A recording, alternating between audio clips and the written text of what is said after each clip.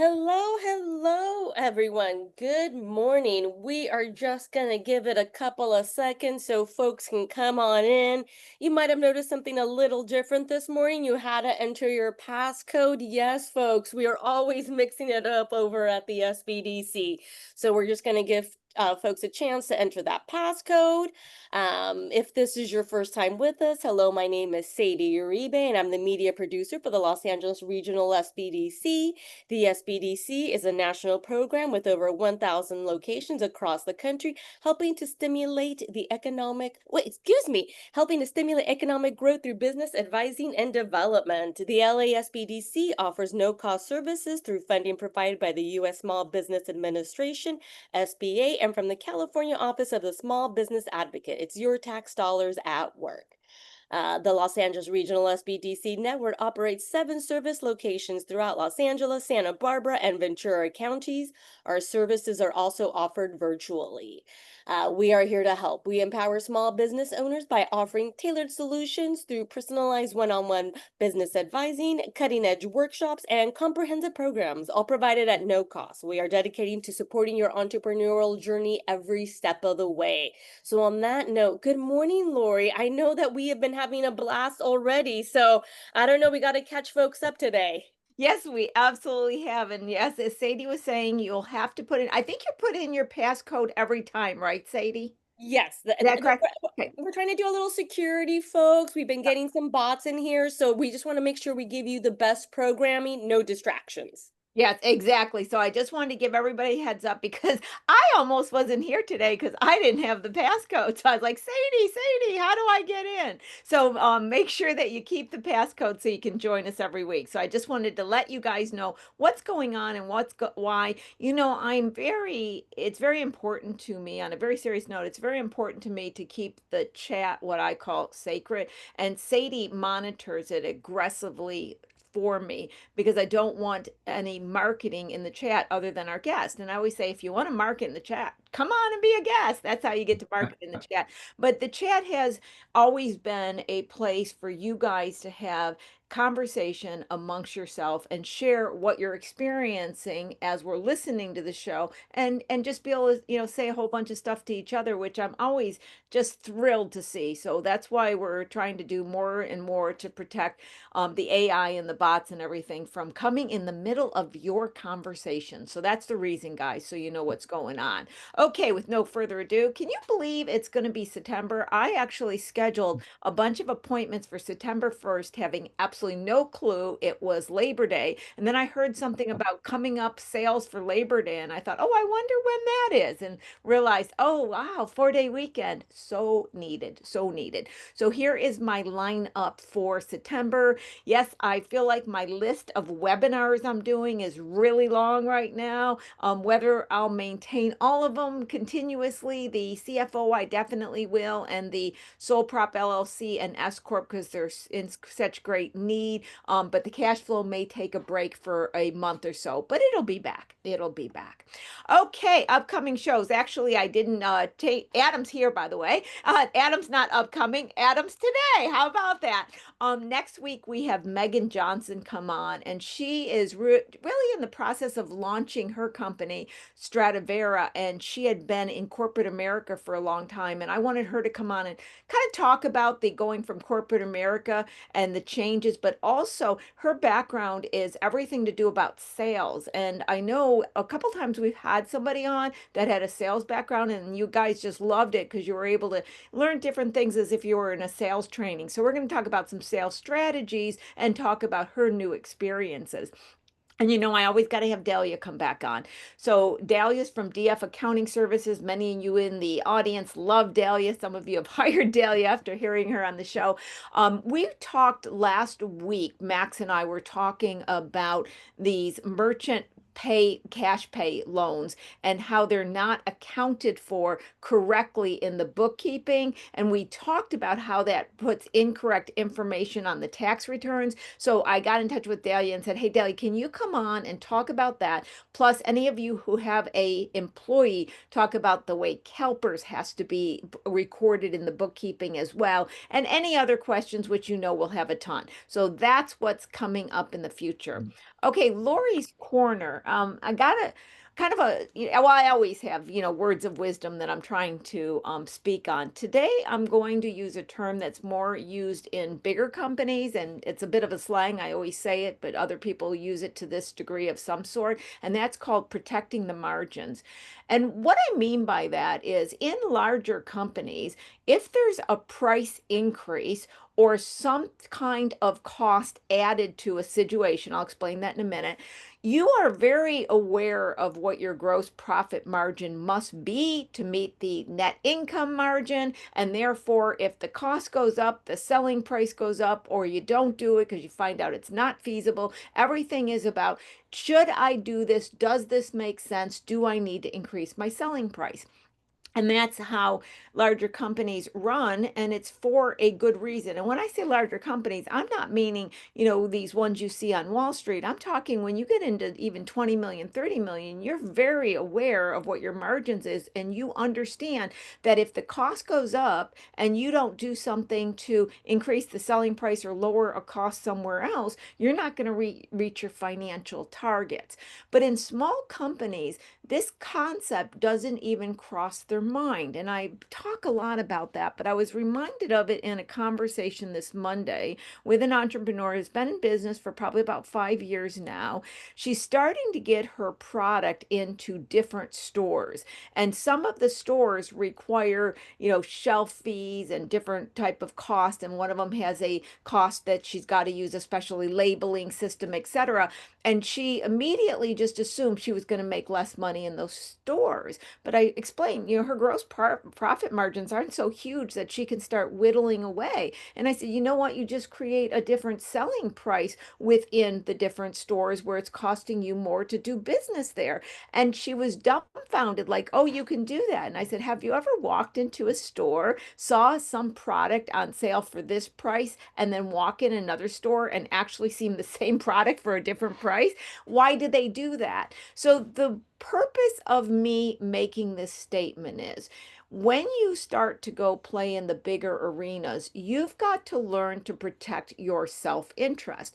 One of the things that she was talking with one of the stores and said, well, if I do these additional costs, I have to raise my price to yours, to selling to you. And the store, she was shocked, responded and said, oh yeah, a lot of people do. And she thought it was wrong that the store didn't give that option to her. And I said, you know what? No one's going to protect you. You're playing with the big boys. You got to be the one in charge saying, oh no, I need to increase the price if that's the cost. So you need to first know what your margins are, which I talk about it a lot. But once you get to know the margins, you need to protect them. If you reduce your selling price for any reason, you got to know the impact. So protect the margins, know the margins, and have an understanding. And don't just automatically, if there's one words to take away, don't just automatically assume if cost goes up, you make less profit. Don't just assume that that's the outcome. Okay, that's Lori's Corner for today. Now, to get into the good stuff, Adam Chapnick is an advisor at the Pasadena SBDC. Shout out to Pasadena.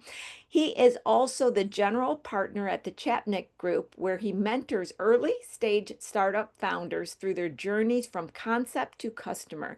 He teaches pitching using his Wow How framework in workshops across the country, and has become known affectionately by founders and investors as the Pitchinator. Adam was a principal at crowdfunding platform Indiegogo. Those of you a little bit older might remember that.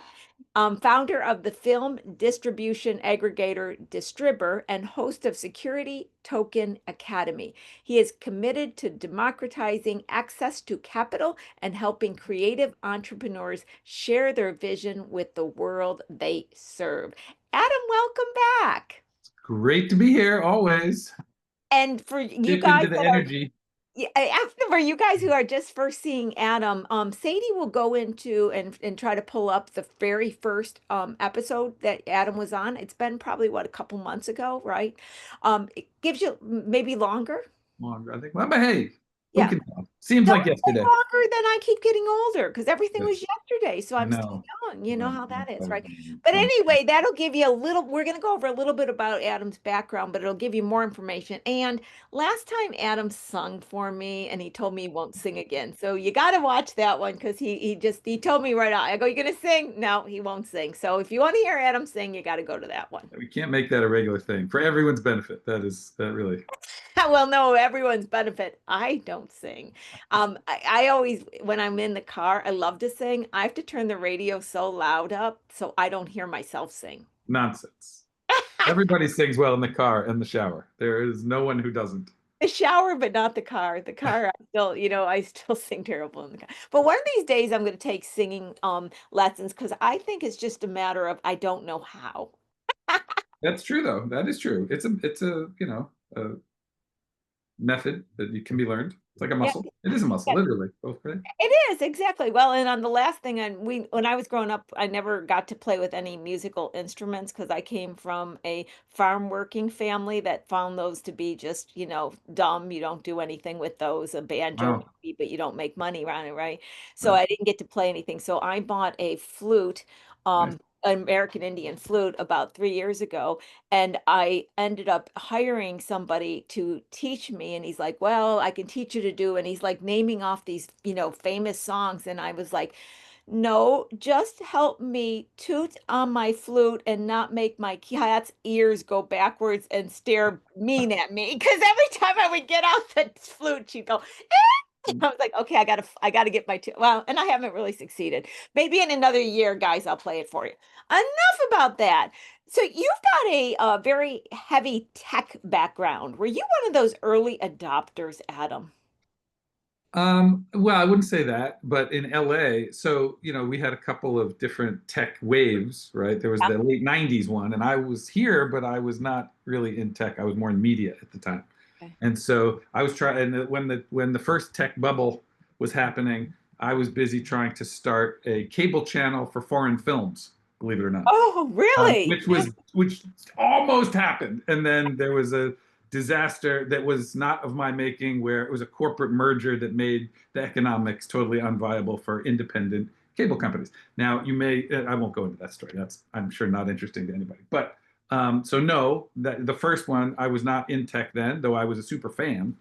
But Yeah. shortly after that, when the whole Napster thing, and again, I don't know how Yep. old everybody is on that. I remember Well, that. but there was a we'll call it an online streaming revolution in Yeah. music that totally upended the whole industry, starting with Napster, which was then shut down, and then it sort of that morphed and migrated into what became iTunes, and which became Apple Music. But that around 2000, say early the two, three, four, five, around there, that was where everything was shifting.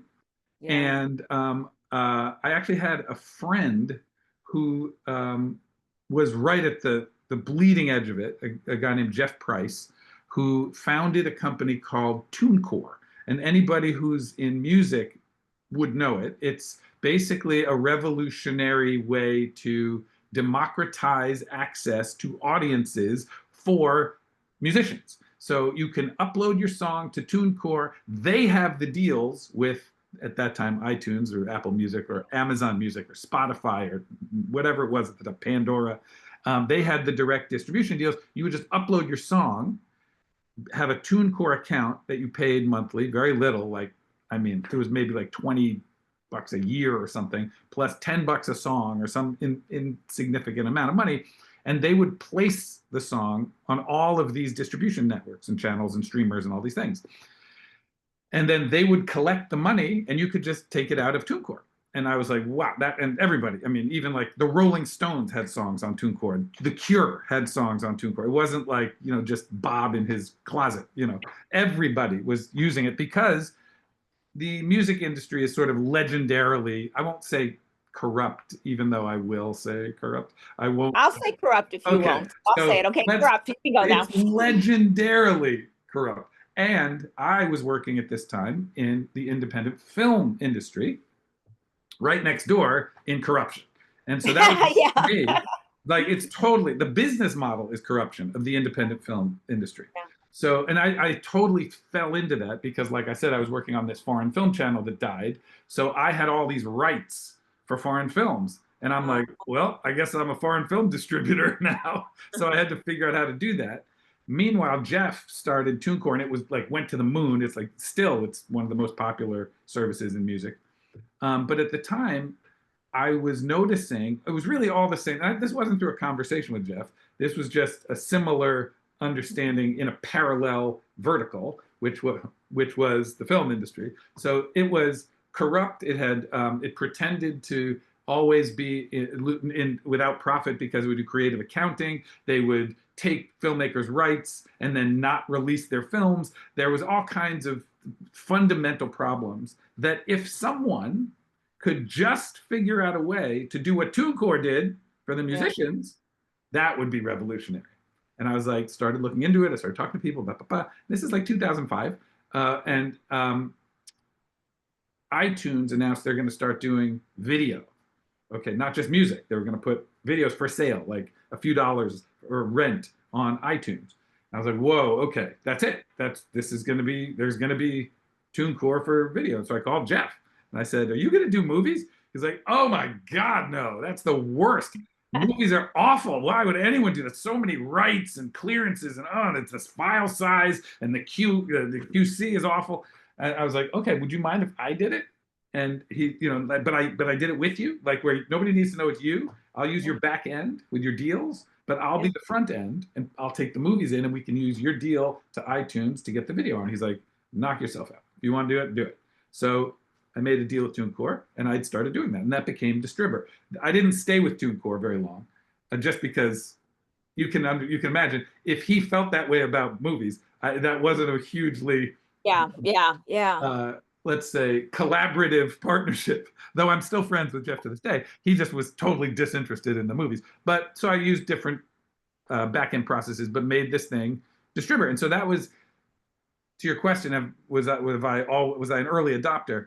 I'm in LA, right? And so we didn't really have a tech startup scene at that time that I was familiar with. I mean, there were certainly tech startups here that did great. There were even billion-dollar ones, but nobody really talked about them or knew what they were. They were sort of like, back end things or HR, SaaS product things like nobody knew, or like the cleaning one, like I forgot what it's called. Anyway, there's sort of low profile, high profile companies. Anyhow, so this was now around 2007. I'm doing Distributor, and it was sort of one of the first, it was among the early Silicon Beach companies. And I got to know a lot of the people who were also starting stuff around here. And then I also, at the time, we launched Distributor at Sundance on the same day as across the street at a different party. They were launching this thing called Indiegogo that nobody understand what the hell it was. It was like, I think the early explanation of it was, don't wait for the movies. You don't wait for them to make the movies they want. Make the movies you want to see happen. And it was like, I don't understand.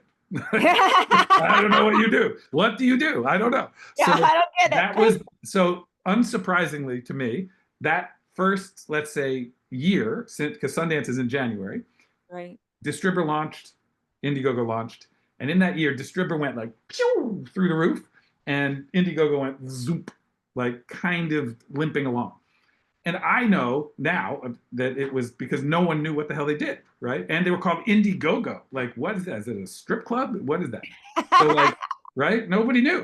No. So anyway, so somewhere toward the end of that year, without going through the whole story, we agreed to merge because I was like, there's a big upside there. And then, but it's a good synergy because what we thought was the three founders of Indiegogo and I would make four, and we would do this thing where we'd raise money. It was all for films at the time. We'll help people democratize access to capital all around the world. Anybody who wants to make a movie can raise it from the audience that wants to see it. Then they can make the movie. Then they can spend that money on Distributor to put it out on all the platforms and not need the production. I mean, not need a studio, not need a distribution company, no permission. you can go straight to the audience for the money and then straight to the audience to see the film. So we combined our forces, four of us, and then we built Indiegogo. And so that further expanded my like network of tech here and in SF. And I kind of have been that I hate the name, and I shouldn't say it because I hate it.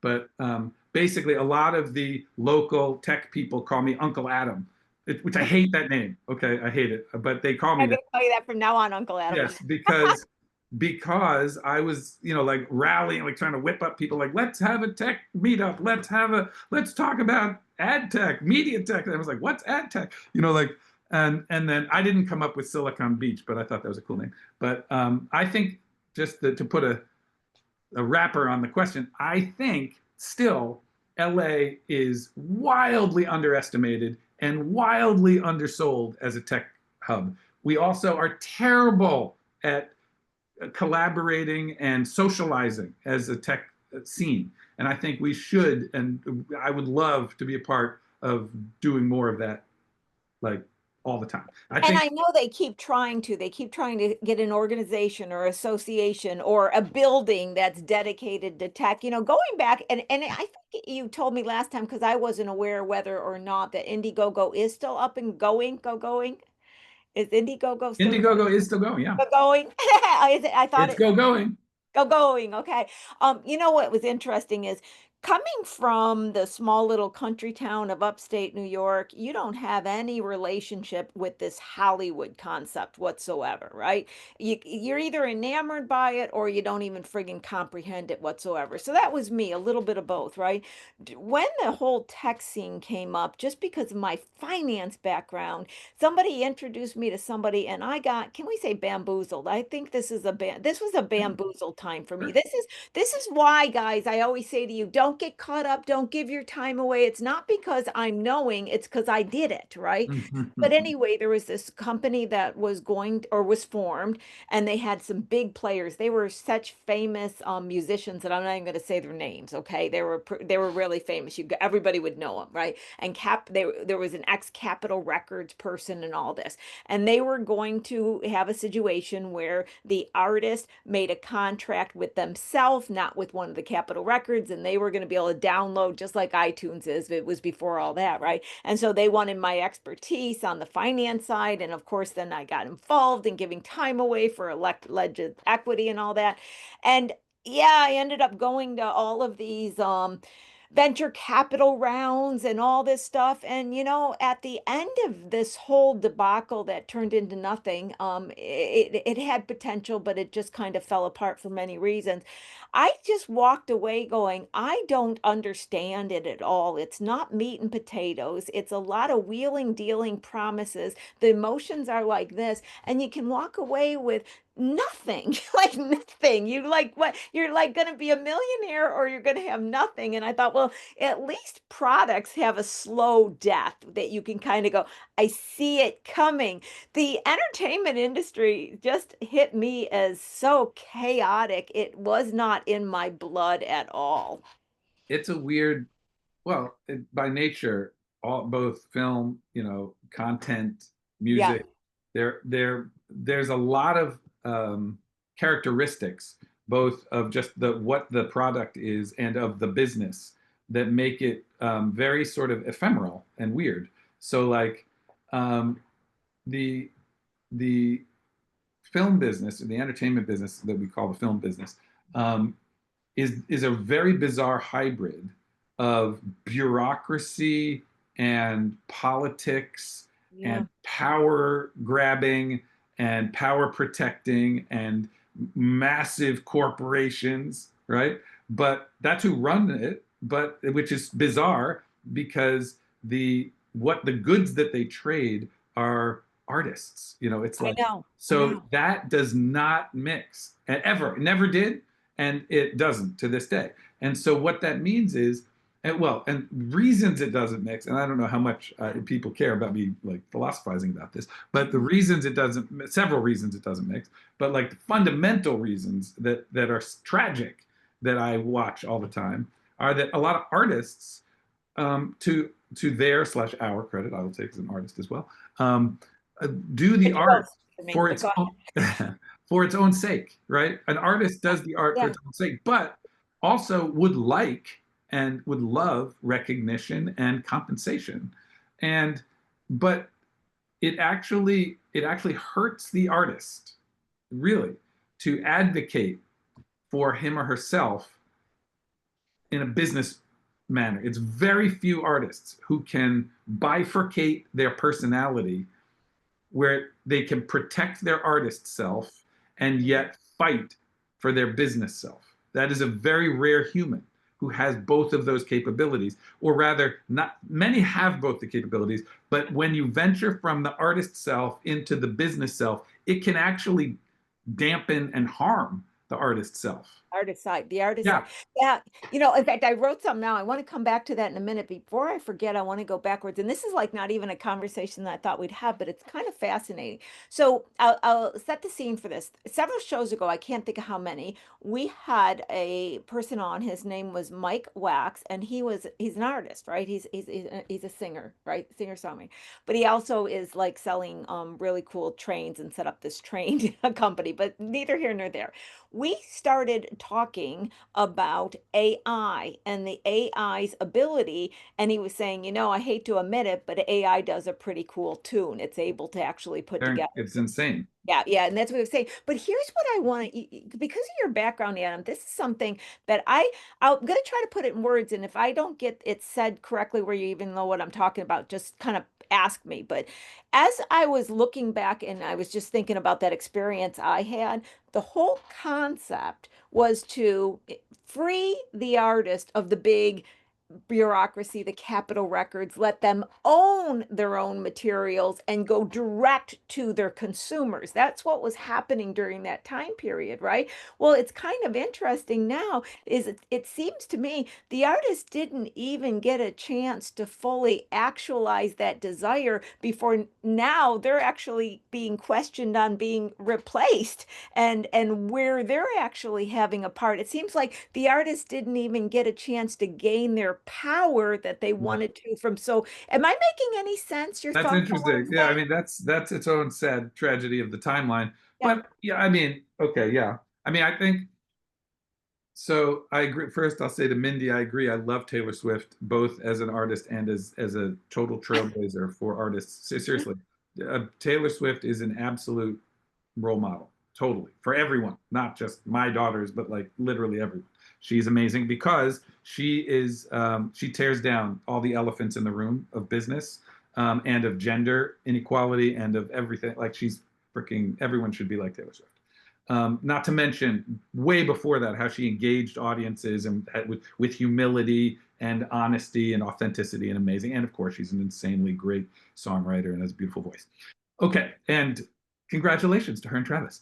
So anyhow, so back to your thing. Yeah, I Here. think that is an irony, maybe that Yeah. okay, yes, technology supposedly made it easier suddenly or finally for artists to take control of their work, and then oh, surprise, you're now obviated. We don't need artists anymore because AI Exactly. is. I never thought of it that way I, until we were talking just now. yeah, I And don't. I I'm like mean, going, wow. the Bit class, you in the butt pretty quick, didn't it? well, yeah, I mean, I do think there is irony there, but I think, every technology, that same thing, there's some version of that happens, and then to everyone's surprise, it doesn't happen that way because artists, as someone said before the Terra, that like artists are going to be artists. So like if you're an artist and there's no AI, you're an artist without AI. If you're an artist and there is AI, you'll be an artist with AI. Or you'll still be an artist and there are people who are going to want just the fact that it's human made art. That's for sure a demand. And that's also why, um, interestingly, the economics of streaming have made it such that, excuse me, live shows are now what makes you a living as an artist. It always was a part of it, but it used to be you'd go on like used to be you'd go on tour to promote your album. Now Right. you release music to get people to your live show, and your live show is where you make your living. And so I think actually the value of a live show is going to go up because of AI, Interesting. Do right? people still have a desire? I wondered this the other day after I had Mike on the show. I was thinking about, are the I know I'm not going to concerts like I did when I was 30, but that has to do with I'm getting old, right? But are are concerts as popular as they once were, or are people like, oh, I'd rather just stream it at home on my computer. I don't want to deal with traffic and people. Where are they at in this? Do you know? Well, I'm not gonna, well, okay, they're still very popular there, but there's the data, and I happen to know this because client, SBDC client actually is working on something around this, where I know that Live Nation's data is that as an aggregate number, 40% of their seats go unsold. Really? As That an seems like a aggregate. huge Huge number. number, right. Huge, So huge. what what is what is true now, I think, about live music is more of me making a social comment, which I think is dangerous and it is business related, but it's the sort of feudalizing of our economy where more and more, and I think anecdotally we'll all agree, um, everything that used to be for everyone is now only for the super rich. So I have two kids. We wanted to go see a freaking movie. And the the bottom line number when I went to a movie in the evening with my family and had popcorn and came home was $150. You're kidding. See, I wouldn't Nope. know because I don't go to movies. It is Oh, wait, who $30, can afford $29 a 150? ticket. $29 a ticket to go Wow. to the AMC IMAX, four people, and that's only with like two of them getting popcorn and then parking and then coming home. Adam, I No think it was dinner. like 3 or 5 when I was last at Right, a movie right. theater. Yeah. So that's a movie. Now you can Wow. imagine, and again, like you heard when Taylor Swift did the tour, the Eras tour, right? Um, everyone's posting on Instagram, and I'm talking. I don't know how old everybody is, but I'm the parent generation now, right? So my kids are teenagers. Everyone on the parent Instagram is posting these brags of, look at us at the Eras tour. And so I'm like, oh, my kid, everybody's like, oh, we want to go to Taylor Swift. Great. Okay. Look up the Taylor Swift tickets. Okay. Well, of course, they were sold out in 7 minutes globally.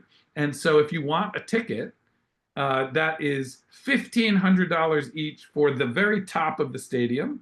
If you want to be on the floor, $4,500 each. Right now, I and can't everybody's like, even. look at us, life dream come true. And I'm like, fuck you, like, Yeah, yeah, pardon yeah. my language, but like that should not be our social contract. That anything that is a live show is in excess. Same with Broadway shows. You want to go to Broadway show? You want to go to Pantages here? You know, table stakes, $300 a seat. Yeah, it is now. I often wonder. See, you're the person to ask this. I'm asking all these things that I never even thought I was going to ask. Do ticket scalpers create the increase in price like it's Yes. said to be? I think the answer is yes. That is because I know Kid Rock is talked out about that a lot. Yeah, it's So, horrible, and yeah, it's terrible for all the venues. It's put all the venues out of business and made them susceptible to roll-ups, which is why you now have Live Nation. But then Live Nation and Ticketmaster, they become this like trust slash monopoly thing yeah. that definitely should be broken up. It's horrible. But yes, the short answer is yes. It's the resales that make it so expensive. But on the other hand, um, there's only so many concerts and so many seats and so much, demand and supply is real.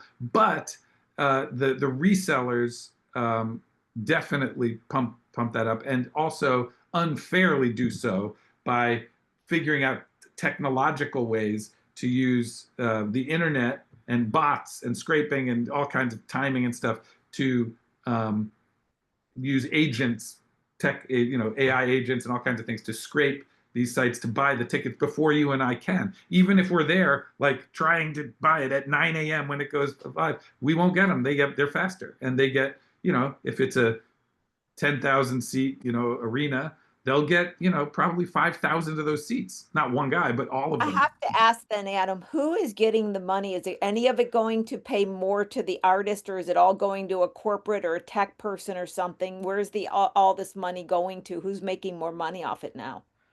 Well, in that formulation, it's the resellers. But so, they don't pay General, they just like don't pay the the rent artist when they going sell. up. Yeah, is the venues getting more expensive? Where's the cost increases The coming? cost is the venue. So the venues are going out of business because what happens is this is again, well, I'll keep talking until you shut me up. But what's happening to venues is that basically pirates who are resellers spoof the venue's website.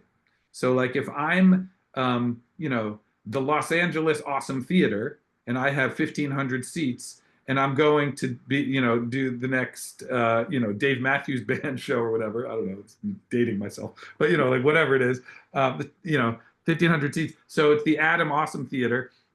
What happens is I have adawawesometheater.com where you can buy the seats, but a whole bunch of pirates set up adawawesometheater.net, adawawesometheater.com, or slash another one. Like, so there'll be like 9 exact copies of my website, and then they'll advertise and they all have more money than I do because Right, they make so much money on resale and they right, have no infrastructure, right? All they have is buy and sell for more. And then, of course, some, guy who's making all these spoof websites. But they spoof the entire tour and pirate everybody's traffic thinking they're going to my site. Then what happens is not only don't I get the sale, they all come to my theater, right? Because they bought the tickets for the show at my theater that I paid for. They pay someone else to come. Those people come, and if they lose their ticket, they're like, "Hey, can you look at?" I'm like, "I don't have your ticket. I have no idea. You bought it from someone else." They complain about something. I can't help you. I don't even know anything. And right, right. so I get hit twice as the venue. And so I start selling a half as many tickets, and I don't even know who to sue, right? I Right, don't know right. who to complain about. I have no idea. And then also the second problem for venues is that a lot of people who are, well, all of the people who scalp, I don't know who they are. They're not on my list. So I can't remarket to them and say, hey, you like the Dave Matthews Band? The other Right. band that's like them is coming next month. Why don't you come to that? I don't have them, and I have no relationship with them. And so, further, if you buy tickets on my site, but you buy 4, and you bring your 3 friends, I only have your info. Right, right. So Yeah. they call all of these people ghost patrons, and ghost patrons are killing venues. And so when the venue is dying, what happens? Live Nation's like, yeah, I can help you out there, Ah, I see. right? It's interesting. I didn't, well, and I keep smiling because what I keep thinking? I got this picture in my head of me in my 20s when I know if there's someone in my age group, you're going to know what I'm talking about. You got up at 2 in the morning and you Yeah, stood on a street corner in a line that was beach horrendous. chairs. And you were best friends with everyone in the line. It was like the pre-concert concert. It was a ton of fun, right? Yeah. And you Blankets and hung beach out, you chairs. blankets, you had everything. And then you'd run out and go, I got the tickets, I got the tickets. See, and that's the good old way. Nobody scalped that much. I mean, scalpers were around, but they couldn't be like this, They couldn't be No, like, because they had to wait in line they in had to wait in blankets and line. beach Exactly. chairs, and then they had to go somewhere, usually at the venue, walking around saying, "Who needs two? Who needs Tickets. two?" Yeah, Right, who right. needs to? Exactly, exactly. Oh my God, the good old days are gone. Okay, I wrote something down because I had to come back to this. And once again, Adam, if you're like, what the world you talking about, Lori? So here where I'm going to go. So you were talking about something in one content, and I'm seeing it in another content. So here we Hmm. go. I had to write it down so I didn't forget. You were speaking about the artist being an artist, right? And so they got a certain personality trait. They just will do art for artist's sake. I just want to be a songwriter. I just want to be an artist. But then you got the corporate person over here being the corporate person, and that mix and how I took away from it, it was a little bit detrimental to the artist. And I was thinking, yeah, because in a way, the corporate person knows she's gonna want to sing no matter what, because they're just wanting to be an artist. And so I can take advantage of that. That's Okay, true. this is where I want to go with this, Adam. Ready for a leap? Boom, we're going to jump a leap. I don't think it's that far of a leap.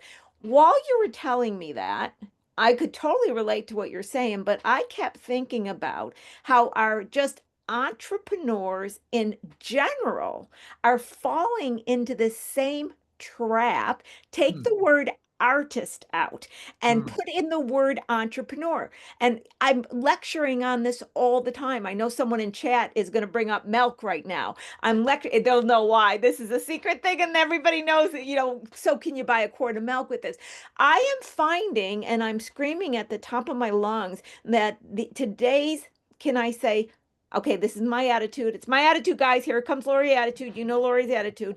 The Hollywood entrepreneur that has taken over. They were called mom and pops when I grew up. They were not called this entrepreneurs, but now it's everybody wants to be an entrepreneur. I'm not against that, Adam, but they're getting so caught into the dream that they're almost becoming like artists where they want to be an entrepreneur to say, I have a company, I'm doing this, I'm an entrepreneur, failing to even pay attention to whether it's making them money. Mhm. I think that we've got now Hollywood entrepreneurs doing entrepreneurship for entrepreneur sake, the same way that artists do it for artist's sake. But a singer-songwriter, okay, I'm going to keep going. You ready? This is where the drum roll, the drum roll. A singer, songwriter, and artist, they are into a specific form of art. So if I say, well, I'm a singer, but I'm not really making money as singing, so I'm going to go paint. No, that's a leap. But Mm. today, and I say this all the time, if an entrepreneur identifies them as somebody capable of coming up with an idea, bringing a product or service to market, not that product, not that service, not that specific company, they have the freedom to go, this business model's not working and paying me, dump that one and let me jump on this. I often say jokingly, but seriously, that I see people leave long-term relationships faster than a broken business model. They'll go, hey, I'm married to him for 30 years, can't stand him. He's out the door. They're like, oh, it's losing money and had for 40, but I'm just going to borrow some more money because it's going to happen now. Right. Right. Okay, I'm going to leave it to you. You comment on anything I just said, or even if you say, hey, I don't know what you're talking about. No, I think that's an You know interesting. what I'm talking I about. totally know. I totally agree. I mean, that's really an interesting correlation that you're making. It's so couple thoughts on Right. that. So yeah, I think so to summarize, it's an interesting comparison to say like that the entrepreneur is the artist and the company is the art. And so, or it was is the song or is the painting. And if it's not working, do a different one. And I totally agree with that. And I think though, and I also agree that the pivot is the hardest thing in entrepreneurship. Why? Because we give totally conflicting advice and not just advice, but like there's a zeitgeist about entrepreneurship that has these little aphorisms that just float alone and that people grab like butterflies in nets and then collect them in a jar and think that's what entrepreneurship is. And like it's like, failure is not an option. Yeah, Collect it yeah. and put it in the No, I jar. hate And those. then I hate those but things. then let me give you another one. It's like fail fast and fail early. Oh, put that in the jar. And then you've got these two butterflies. And it's like, failure's not an option. Fail fast. Uh, okay, well, how do I possibly live with both of those as like, like what the gurus say? Okay, and just I add gotta put a 13. butterfly. I want you to continue, but can I put a butterfly in your jar? The Yeah, one that pisses me off the most. All you need is to be more passionate. Okay, right. Passion. put that Follow your one. passion. All your passion. Yeah. Right. Which all of these there's kernels of total value in each one of these butterflies, right? But they're like butterflies. They're just some cute things to look at. They're not advice, right? So like the thing is, there's a million things like this, but I think all put together, what you're saying about like the Hollywood entrepreneur, I love. I've never put it that way, but it's there's I, I'll use the word romanticized idea of entrepreneurship, but Yes. not because I don't even the romance part is something that's been stuffed down everybody's throat in the sense that um, and I think who's largely culpable for this is VCs, and this is maybe just because I always am ripping on VCs, but But you um, should be. I though, will though I agree do with have that. some Go ahead. friends who are VCs, I'm not pro VC. I'm So not either. yeah. So, but so the culture that you were talking about, like I'll just borrow some more and it'll work. Yeah. It comes from, in part, a lot of these pop culture-ified stories of success that largely are, unicorn tech companies that Mhm. had massive success at scale, really at network effect. And so that's important to like name them. Okay, there's like Google, Yeah, Facebook, right? Like right. those kinds of companies. Everyone's like, "Ooh, Mark Zuckerberg at Facebook. He did it this way, so I'll do it this way," Yeah. right? So those kinds of companies um, require a certain amount of capital versus time, capital infusion plus time to Right. get to viable, let alone successful. Very few companies, if you put all the companies on earth, fit that requirement. But if It's you're like a the company, actresses, very few people go to be actors and actresses, the rest are working in restaurants, right? And no, well, so I would make a I would say this is different. What I mean is, to finish what I'm saying, um, companies that need yeah, scale yes. in order to have a network effect, which I can define in a second, but like those companies need massive amounts of money, just pouring good, it will look like good money after bad, because you need to scale up the number of people using a thing, even if the underlying economics are horrible, where you're just bleeding money, tens of millions a year. You have to keep going for a B round and a C round of, just because you got to get to a critical number, which could be 10 million users, let's say. But when you get there, you've created a network effect where your network is so powerful that it prevents anyone else from doing what you're doing, and it before that it will make, where the network effect means that anybody who's added to the network makes the network more valuable. Yeah. So as you can imagine, when Facebook had 3 people, no value, right? Nobody wants to be on Facebook if there's 3 people from another school there. When there's 30 people from another school there, that people from that school might start joining. Oh, I like those 30 people. When there's 80% of the school is on Facebook, well, no one's going to go somewhere else. And everyone's going to want to join because everyone's there. Then they go to another school, and then same thing. And now suddenly Facebook has this scale where, oh, anybody wants to be on Facebook because everybody's on Facebook. And that makes, then Facebook is about connecting with people. And of course, it's easier and more connecting can happen the more every one person that is added to that network, the more all of it is possible, the more valuable the whole thing becomes, especially once they add advertising. So anyhow, that's a kind of scale model that where it does require just throwing good money after that. It's also been mythologized about how it was just his gut and he went against the grain and he just did what he thought and damn the torpedoes. But almost never is that a good idea in entrepreneurship? Like almost never should you follow your gut and damn the torpedoes. Of course, you need to have a thick skin when people say no, and that's true in art as well. But you have to be extremely receptive to feedback from the market about what it is that you are proposing to do or what you already do, how you do it, how much you do it for, how long it takes. All of the components of what you do must be entirely influenced by the feedback from the people for whom you are doing it. And furthermore, when it comes to what you were saying, Lori, about like the gruesome business model and people never leaving their business spouse, the company, um, that's also something that I think is mythologized to everyone's detriment. Like the idea of bootstrapping should be the thing that is lionized. Like that, those should be the heroes, the bootstrappers, not the It, it, ones who raised up $2 billion from VC. it should. Um, so everything you just said and everything I said, there's some beautiful golden nuggets. I don't want to lose a chance to pull them out because um, what you said is so true, and many of the audience may have even missed it because both of us understand this from being in the VC world. But you pointed out something that I'm experiencing on a daily basis talking to the small company. So let me try to pull it back out.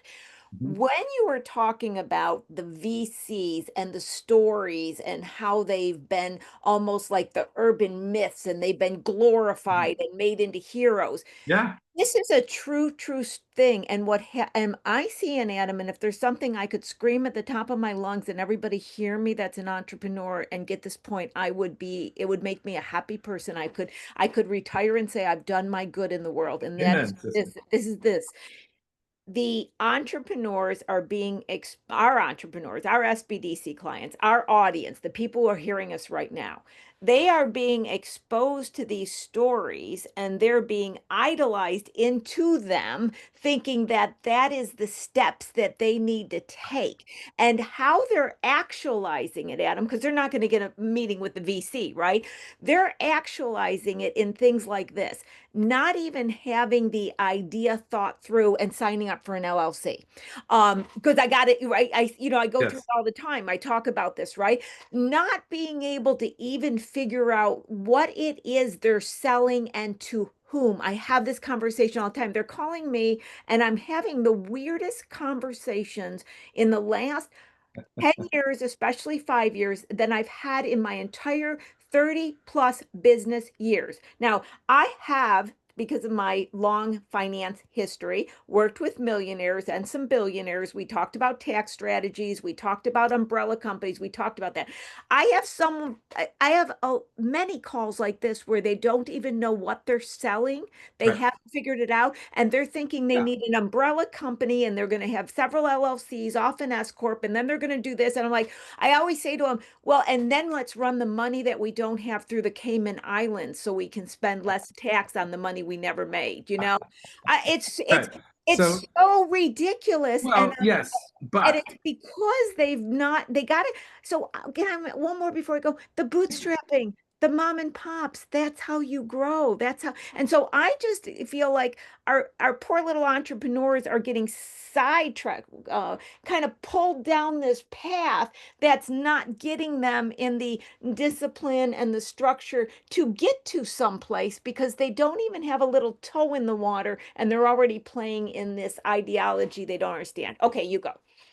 yeah, no, I mean, I 100% agree. Right. I was just gonna dip in and, in their defense a little, just be like, I think it's not the fault of people who are like, I think maybe I'm going to start a company. No, it's To, not there. Yeah, no. right, like to be like, I totally get it, and I have the exact same conversation as because I end up being like, dear Lori, I'm introducing Bob. He would like to talk about creating an LLC. Good luck. You go Right. down to All me, and right. I'm like, oh, okay, I gotta tell Bob, what the hell you smoking, dude, man? You don't even, yeah, So, yeah. right. But I mean, in Bob's defense, right? Good Yeah. for Bob that he's starting a company. He's like, I think you need like a corporation or like an LLC. So, and then Bob was like, I'm going to find out how to do that because I understand you need that. And he did it. And also, I also kind of like, it's admirable that, um, people go out and do something, and then that they also Absolutely. want to like notch wins, like, look, we already have a LLC, we did something. It's of course not the right thing to start with, and it's of course but it's not, Bob will hopefully learn like what else are the important things, and and it's probably good news that you didn't have to pay $850 a year, to start with your LLC before you even knew what you make or who you do it for. But I think, and this is something I end up talking a lot about in the early stage, where the people who are like, I think I want to start a company, is this idea that there's a company when you start a new thing, and this is a lot of times people who leave corporate America and want to do like a consulting business, or someone who maybe is a little more even like, oh, I worked at a food company and I have this idea for a packaged food product or something, but they've never been entrepreneurs. Um, the first thing to understand about starting something is that there is no company, and then you have to like, oh, remember that they have to do the LLC or do that. When you're first starting, everything is you, and it has to be you. And the first question is, okay, you have sort of an idea, but you must tether it to you. And it's a great opportunity. It's not like an obligation, like homework. It's a brilliant, wonderful freedom and an opportunity and an obligation that you have to say, how is this that I'm thinking of doing an expression of my preferences, my values, my mission in life, I like to help whatever pregnant women, or I love working with children, or like who the kind of population you like to serve, or the kind of outcome you like to give. I like artists, I like this, I like that. That's a personal mission, but also your values. And those values can be things like as dumb as I hate waking up early, right? Like you can run a company that opens at 11. Like, and you should, not only should you must, if it's who you are, because Yeah. you'll wake up and do it. Right. When No, you it's have to true. wake up at 8 and you hate doing that, you're going to hate the company, right? Like as stupid as that, you should do when you're starting, because then everything starts to be, you get practice in making every decision that you make tethered to the who I am and what do I care about? What will I not stand for? And what do I insist? And then, yes, there's a product and yes, there's a service, but it's already going to be differentiated because of who you are. And that becomes the character of the company. And that will be so important when you start adding people because And they will yeah. adopt that. And then you'll have this interesting character. Anyway, that's a soapbox that I get on a lot. But it's true, and that's where the mom and pop comes from. And you know why I'm on my soapbox is that I'm on the other end. People are on the idea, I got an idea and everything's happy. I'm on the, oh, I just realized my credit card, I can't pay it. I can't pay that loan. Do we have to file bankruptcy? I got the tears. I got the tears every single week, right? And I then have to explain to them that they never made any money. Their Hmm. cost structure was not in alignment. I had somebody yesterday that has had a business, a restaurant for 3 years and has never looked at how much it costs to run the restaurant and says, well, I feel like things are going well. We got, X amount of tickets we sell a day. I go, that doesn't mean anything. So why I'm, opposed to this Hollywood entrepreneur persona that's been put upon our mom and pop entrepreneurs that are starting is it's causing them to not question the putting the money into the company, thinking that you just got to put money in, you got to take passion with it without really saying, is this profitable? Is it going to give me enough money to pay my bills and give me the life? And that's kind of why I'm on the opposite end of reality. Plus, I live in reality. It's just kind of who I am. I love unicorns just like anybody else, but then eventually I got to see what I can do with that unicorn. Is it going to buy a quart of milk? Chris, you out there with a quart of milk? And that came from in USC and Pepperdine when I taught there. They would come up with these great ideas, because I taught in the entrepreneurship, and I would always say, "Yeah, and can you buy a quart of milk with that idea?" Right. And that's where that Well, came. it's important. I think that, and to put a little bow on that idea, which I think is really undersold to entrepreneurs, is it's not sexy to be, like a sole proprietor, or, Right, right. like Mindy, or like to bootstrap, because it sounds hard, and like it's not sexy to say, yeah, no, I never raised any VC, Yeah, I didn't yeah, do a round, I didn't do a seed round or an A round, right? But yeah. the flip side, and it's important, is that bootstrapping is power. You keep control and you Yes. have domain. And then also, you keep a vast majority, not only of the control of the company and of the actual equity, should it ever come to that, shares of the company, but also of the profit. Like it's all yours. So you can actually have a life that's like a VC when you have a by VC standards, if you, let's say, I'll just throw a number out there, if you have a company that's throwing off $10 million of profit, you know, a lot of VCs say, well, that's not that interesting. Yeah, yeah, Now, I don't know yeah. any people who would say that's not interesting.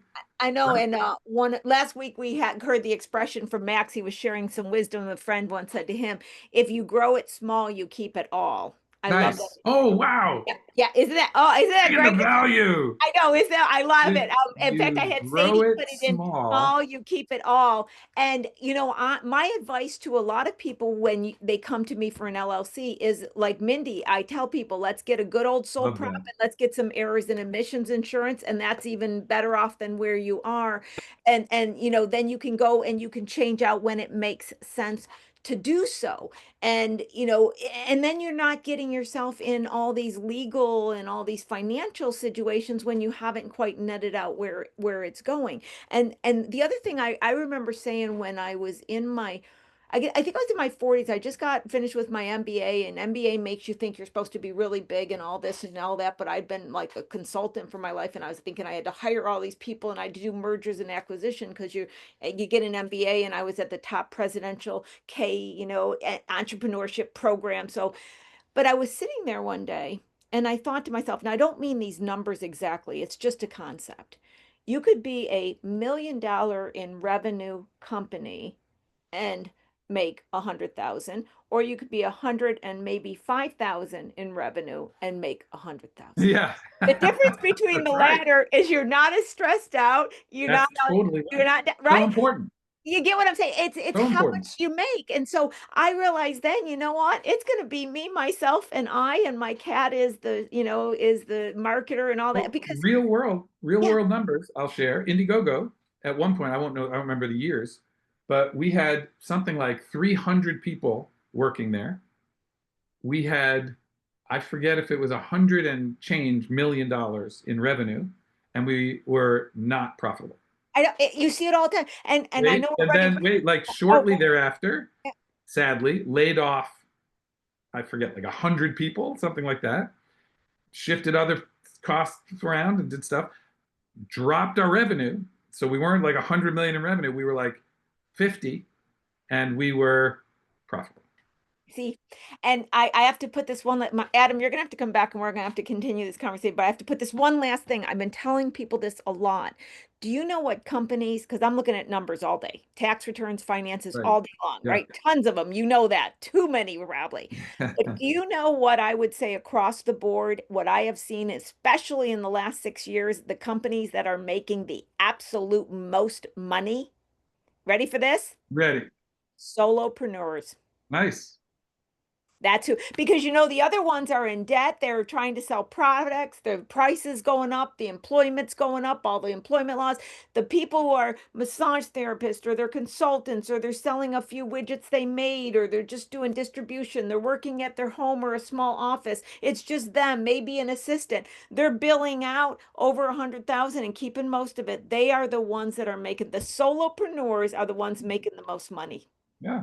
This is my beautiful office. If I turned this around, you'd see my boiler because I was in the garage. I My love it. cost is low, right? Yeah, It's all exactly. margin, baby. Yeah, and it's called flexibility and agility. I always say I play life dodgeball. Miss me.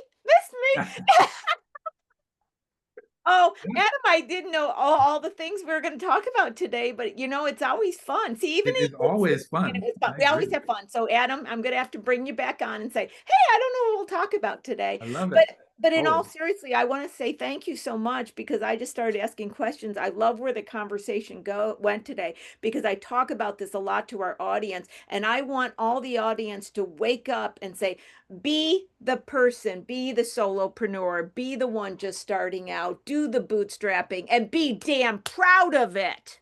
It's sexy, it's cool, and it's better than VCs in that world, right? Amen. Okay. Well, Sadie, I'm going to bring you back to shut us down here. Any last words, though, Adam? I didn't give you your last word second. Do you got any last Oh, words? last words. I've said all my words, I think. I think the Perfect. only thing We're for out of next, a time. teaser for next time, Yes. because of what you brought up about solopreneurship, I think what's so topical right now that everybody's talking about and that is so salient to that is how AI is going to be a part of entrepreneurship. And I will just bring up the phrase that I say, and I will copyright it. No, it's billionaire in the basement. That's what I think we're going to be seeing is people plus AI equals billionaire in the basement. Oh, I'm going to be sending you an email to schedule. I want to talk about this so much. I'm getting you Yeah. on the calendar for October. I want to talk Yes. about this. That's This our is next one. beautiful. Okay, it's a deal. It is a deal. Love it. Sadie, I have to stop because I'm too excited about today. I could I keep know. It just Sadie, started, like I said, nobody knows how we prep, but I mean, I've been laughing while this whole entire I love the banter. I already put that in the chat. Like I love it. It's like Laverne and Shirley. Who am I? I want to be Laverne. No, No, maybe it's Shirley. Lenny and Squiggy. you know, you get some people in the audience may not even know They who don't you're even know who that is. talking about, right? Yeah, yeah. Schlemiel, Schlemazel, I was pasta just I was evaporated. trying to Uh, remember that. I was like Chanel, what was those words? Da-da-da-da-da-da, da-na-na-na-na. Okay, I got to do the proper ending now, and I got to stop laughing to do so. So here we go, guys. To those frequent flyers that are here every week, thank you so much for being here. If you are new to the show, you never know what to expect. So join me next week on Small Biz Talk with your host, Lori Williams. Thank you, Adam. Sadie staying behind so you can get all the information in the chat, and I'll see everybody next week. Bye-bye. Bye. Alrighty, guys, you know the drill. I'm gonna put myself on mute. I put that big block of Lori's webinars coming up, so don't worry about it. Yeah, I know people have issues saving, so what we suggest is just go ahead and double click and just launch the URLs if you're interested of any of those webinars. Like I said, I'm gonna be here for a few, so don't stress. You're gonna have a chance to go through and click on everything. So I just put in the webinars. I'm going to put some contact info for you folks. And if you need anything that you did not see in the chat coming up, let me know and I'll put it in there for you. All righty. But I'm here. Don't you worry.